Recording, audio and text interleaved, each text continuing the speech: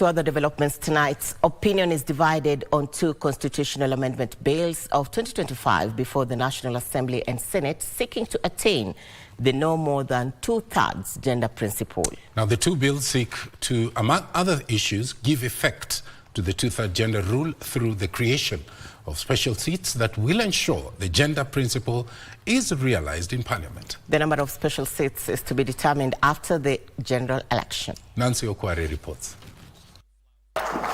15 years since Kenya attained the new constitution, attainment of the two-thirds gender principle remains elusive.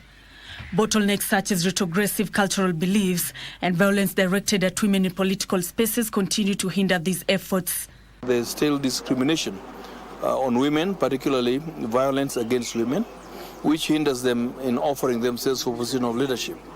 And this discussion on the laws to address how to achieve two-thirds gender rule will help us to address the issue of violence against women, youth and people with disability. Two constitutional amendment bills 2025 before the Senate and National Assembly are, however, seeking to address these bottlenecks. They seek to ensure that in the event membership of both houses does not conform to the principle, there shall be nominated additional number of special seat members to ensure not more than two-thirds are of the same gender. We wait for the dates when the election is done and we see how many women we got as members of parliament. If the numbers do not meet the threshold in the constitution of the two-thirds gender principle, we then bring in the number of women that will be required to top up and give us the two-thirds gender principle. My fear is if you say if we don't meet the number, we will then just nominate top up. Then there'll be no incentive for women to go to elections. The public will say, okay, you wait for your top up. We will elect the men. I think we should change the law so that we reserve the 12 nominated slots exclusively to women.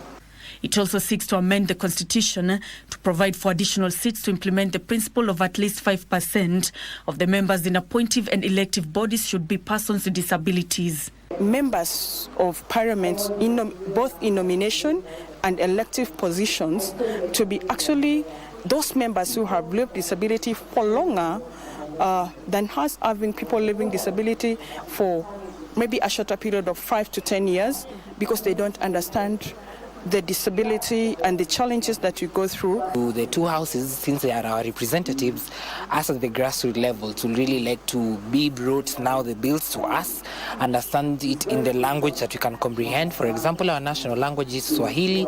If possible, the way we did it with the finance bill, looking at the Gen Zs, even break it down to the local languages. Nancy Okware, Prime Edition.